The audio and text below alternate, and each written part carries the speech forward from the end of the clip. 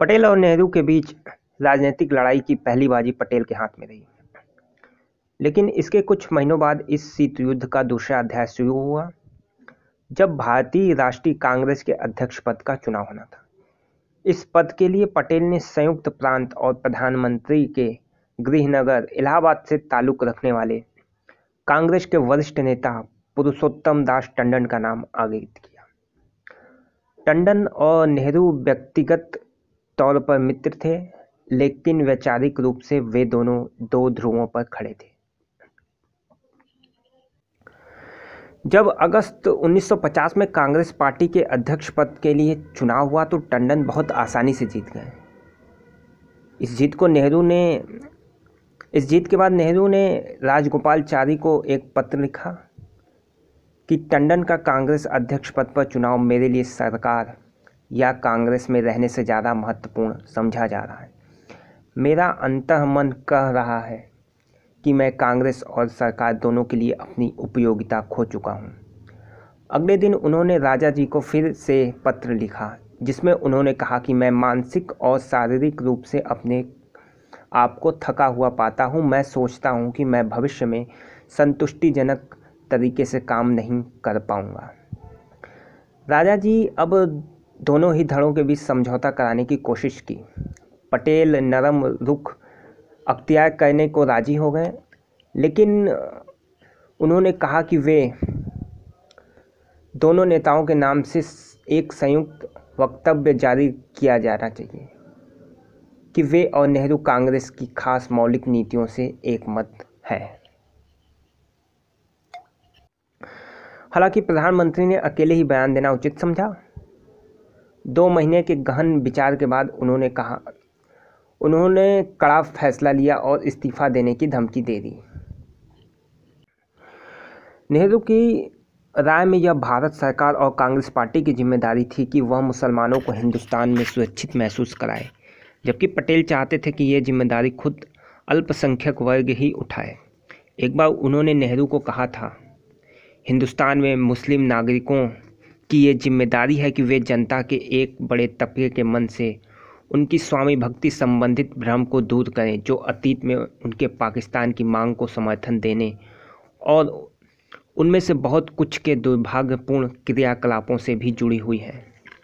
अल्पसंख्यकों के प्रश्न पर और कुछ अन्य दार्शनिक मुद्दों पर नेहरू और पटेल कभी एक दूसरे के कायल नहीं हो सके, लेकिन कांग्रेस अध्यक्ष के तीखे चुनाव के बाद अब पटेल, जो उम्र में नेहरू से बड़े थे, बात को ज़्यादा तुल देना उचित नहीं समझा, क्योंकि पटेल जानते थे कि उनकी पार्टी के विखंडन का मतलब मुल्क का विखंडन हो जाएगा। इसके बाद उन्होंने उनसे मिलने आने वाले सभी कांग्रेसी नेताओं से कह दिया कि वे लोग वही करें जो जवाहरलाल कहते हैं और इस विवाद पर ज़्यादा ध्यान न दें।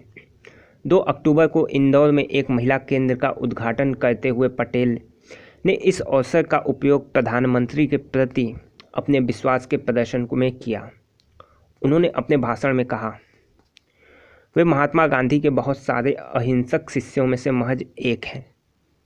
पटेल ने आगे कहा कि अब चूंकि महात्मा हमारे बीच नहीं है, तो नेहरू ही हमारे नेता हैं। बापू ने उन्हें अपना उत्तराधिकारी नियुक्त किया था और इसकी घोषणा भी की थी। अब यह बापू के सभी सिपाहियों का कर्तव्य है कि वह उनके निर्देश का पालन करें और मैं एक गैर वफादार सिपाही नहीं हूँ। पटेल को गांधी से किया हुआ अपना यह वादा याद था, जिसमें उन्होंने नेहरू के साथ मिलकर काम करने की बात कही थी।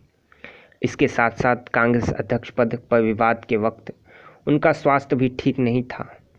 बिस्तर पर लेटे लेटे ही उन्होंने 14 नवंबर को नेहरू के जन्मदिन पर उन्हें बधाई पत्र लिखा था। 1 सप्ताह बाद जब प्रधानमंत्री उनसे मिलने उनके घर पर आए तो पटेल ने कहा कि जब मेरा स्वास्थ्य थोड़ा ठीक हो जाएगा तो मैं आपसे अकेले में बात करना चाहता हूँ। मुझे ऐसा लग रहा है कि आप मुझ में अपना विश्वास खोते जा रहे हैं। इसके जवाब में नेहरू ने कहा, मुझे लगता है कि मैं अपने आप में यकीन खोता जा रहा हूँ।